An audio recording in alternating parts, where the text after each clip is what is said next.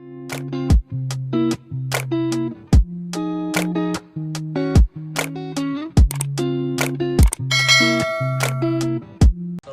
warahmatullahi wabarakatuh. Saya Zilul Haq dengan NIM 1807030335. Saya bermaksud membuat video ini untuk menyesuaikan tugas yang sudah diberikan oleh dosen saya, yaitu Pak Ilham Zulfahmi, dengan mata kuliah Biologi Laut. Saya berasal dari Prodi Biologi, Fakultas Sains dan Teknologi UIN Araniri. Adapun video yang ditugaskan yaitu meringkas tentang perpindahan atau gerakan pada air laut, arus air laut. Jadi laut itu nggak tenang, dia ada perpindahannya. Air antara air satu dengan air yang lainnya ada perpindahannya. Jadi perpindahan air laut tempat di mana air berpindah dari satu tempat ke tempat lainnya. Perpindahan atau pergerakan air laut ini terjadi karena adanya gesekan yang disebabkan oleh angin, di mana angin akan menggesek permukaan air laut dan akan menyebabkan gelombang air laut. Jadi dengan adanya gelombang, maka air laut akan terjadi perpindahan air laut. Selanjutnya apa saja sih yang membuat air laut itu berpindah? Jadi ada faktor-faktornya yang menyebabkan air laut tersebut berpindah. Yang pertama ada pemanasan tenaga surya yang disebabkan oleh suhu. Jadi ada yang dinamakan dengan angin laut dan juga ada yang dinamakan dengan angin darat. Jadi antara angin laut dan angin darat ini merupakan faktor yang menyebabkan air laut berpindah dari suatu tempat ke tempat lainnya. Faktor kedua ada angin. Seperti saya katakan tadi, angin akan bergesekan dengan permukaan air laut dan akan menyebabkan gelombang air laut dan menyebabkan air laut berpindah dari suatu tempat ke tempat lainnya. Selanjutnya ada gravitasi.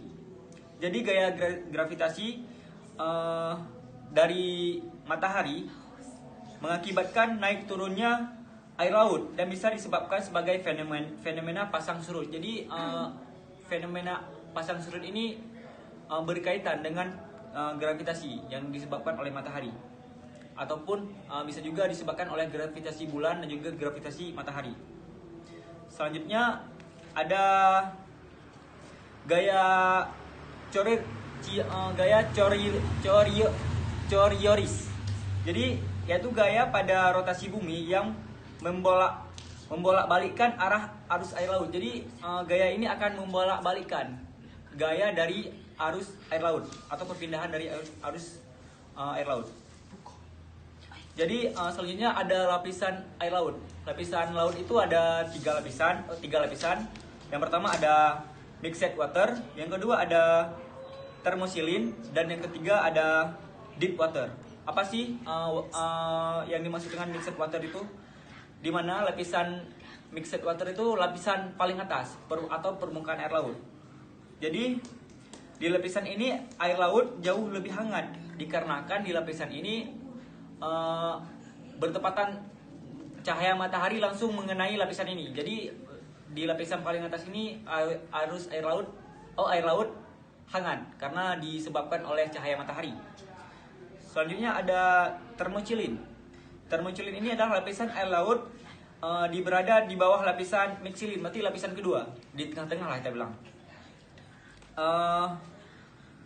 Suhu pada lapisan ini bercampur antara hangat dan dingin. Karena di lapisan ini terdapat oksigen, salinitas, dan suhu mengalami penurunan. Karena lapisan ini lapisan tengah-tengah, jadi suhunya kadang-kadang dingin, kadang-kadang hangat juga, karena diakibatkan oleh cahaya matahari tadi. Selanjutnya ada lapisan deep water. Lapisan deep water adalah lapisan air laut yang paling bawah, berarti yang paling dasar. Lapisan ini lapisan yang terdapat oksigen, salinitas, dan juga suhu menjadi lebih turun. Jadi bisa dikatakan pada lapisan ini dingin lah, karena dia jauh daripada paparan cahaya matahari. Selanjutnya ada jenis arus. Jenis arus ada dua, yaitu arus permukaan dan juga arus air dalam. Jadi arus permukaan ini di mana bagian atas lautan, berarti arus yang di atas. Jadi arus permukaan ini sekitar 10% dari semua arus di lautan. Semua lautan nanti arus permukaan ini cuma 10% disebabkan oleh arus permukaan. Yang kedua ada arus air dalam. Jadi berarti arus air dalam tuh arus pedalaman, arus dasaran. Berarti di bawah 400 meter. Dan membentuk sekitar 90% lautan. Berarti arus ini kan yang pertama tuh arus permukaan 10%, sedangkan arus air dalam dia 90%. Selanjutnya kita masuk ke pentingnya arus air laut. Sepenting apa sih arus air laut itu? Jadi arus air laut ini sangat penting. Kenapa penting? Karena dengan adanya arus laut ini bisa memindahkan organisme yang hanyut seperti larva ikan, plankton. Kan kita ketahui bahwa plankton itu hidupnya dia mengikuti arus laut. Jadi dia kemana arus laut, ke situ pun dia. Begitupun larva ikan. Selanjutnya gerakan seberapa penting sih air laut selanjutnya, yaitu dengan gerakan memungkinkan pembuatan eksternal. Jadi ada ikan yang masa pembuahannya itu terjadi secara yang membutuhkan bantuan dari luar, seperti arus laut masa pembuahannya. Jadi ada ikan dia masa pembuahannya memerlukan bantuan dari arus air laut. Soalnya ada membawa oksigen sebagai pencempuran nutrisi. Dengan adanya arus air laut, berarti arus ini membawa oksigen. Kan makhluk di dalam laut juga membutuhkan oksigen. Mungkin cukup sekian yang saya sampaikan, lebih dan kurang dan lebih saya mohon maaf. Wabillahi taufiq wa hidayah. Wassalamualaikum warahmatullahi wabarakatuh.